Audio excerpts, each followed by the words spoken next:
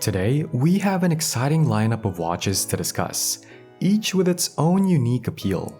Our focus will be on vintage or pre-owned rare watches, a special category that constitutes about 10% of Bob's Watches offerings. The majority, 90%, comprises modern traditional watches. The standout among the watches we'll explore is the Paul Newman, and intriguingly, there are two of them in the spotlight. These timepieces hold captivating stories, making them particularly fascinating in the realm of watch enthusiasts. So, let's dive into the world of watches, starting with the iconic Paul Newman. The Daytona 6241 is undoubtedly one of my favorite models to collect, primarily due to its unique black bezel, providing a distinctive appearance compared to the steel bezels.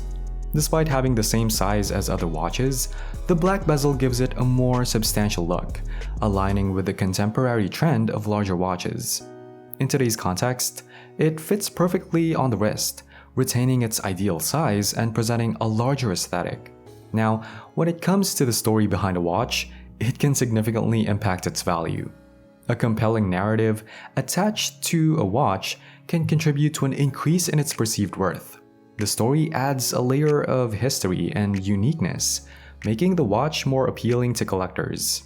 It's not just about the physical attributes of the timepiece, but also the rich context and backstory it carries, making it more valuable in the eyes of enthusiasts and collectors alike. The story behind a watch can vary in its impact on value. Watches associated with iconic figures like Paul Newman or Steve McQueen tend to see a significant increase in value due to the celebrity connection. In contrast, stories like the couch story might not add substantial incremental value, but contribute a unique and interesting element to the watch's history. Now, looking at the collection, it seems like there's a diverse mix of watches, each with its own appeal. Beyond the Paul Newman Daytona, there are likely other watches with distinctive features, histories, or designs that make them noteworthy. These variations and unique attributes add richness to the collection, catering to different tastes and preferences among collectors. The mix of watches creates a well-rounded and fascinating ensemble for enthusiasts to explore and appreciate. Well, let's stick with the Daytona theme, particularly the Newman Daytona. I always keep these in my collection if there's a unique story behind them.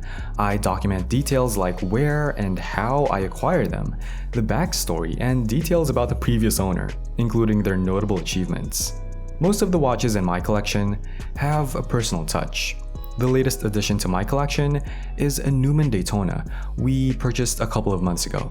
It belonged to a surgeon who wore it daily throughout his life. Despite being only a $5,000 watch, it's in excellent condition.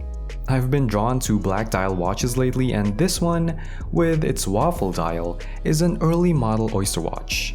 I appreciate its originality, fantastic condition, and the cool look of its hands. It's a valued addition to my collection due to its unique aging, even though its monetary value isn't exceptionally high. So, when we consider watches like the Air Kings, the Oyster Perpetual, and the Datejust, particularly those outside the steel sports range, which ones do you find most compelling or valuable when they come through the door? It's interesting because the Rolex bubble is a term I hear often, and sitting next to someone with a deep understanding of the market, especially in pre-owned Rolexes, provides valuable insights. As you continuously sell pre-owned Rolexes, you have a finger on the pulse of the market, understanding real demand alongside supply. So in recent months, what trends have you observed? Is the Rolex bubble still a reality? From my perspective, when I think of a bubble, I envision situations like the tulip bubble, lacking substance. However, Rolex watches are tangible, with genuine demand from customers. I don't see a bubble, especially considering the overwhelming global demand for Rolex watches. The booming worldwide economies and increasing interest in both new and vintage watches indicate a real and sustained demand. While I don't see a bubble, I acknowledge the potential for a correction if global economies experience a slowdown. What's interesting for us is that when we initially launched about 10 years ago, we were selling watches below retail. For instance, a Submariner would be sold at 20 or 30% below its retail cost. Fast forward to today, and some models are still unavailable even when you visit a retail shop. So instead of selling based on value, we are now selling based on availability. The dynamics have shifted and we're not only surviving but thriving. The market appears very healthy. If there's a correction or a softening, we're comfortable with that. It's all part of a healthy market. So it seems you're not perceiving a typical bubble scenario.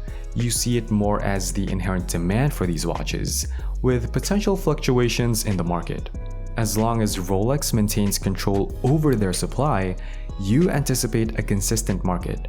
You mentioned a gentle easing, and while there might be some softness in specific models, it's not a burst, but rather a gradual correction, where prices are slowly adjusting downward. It's not a bubble in the sense of a sudden burst, but a more measured and gradual adjustment. Following the economic downturn in 2008 to 2009, there was a noticeable impact on watch prices, with decreases ranging from 20 to 40%. However, recent times have seen specific unique and collectible models, like the 6538 or Daytona in exceptional condition, experiencing significant price increases, even tripling in value over 2 years.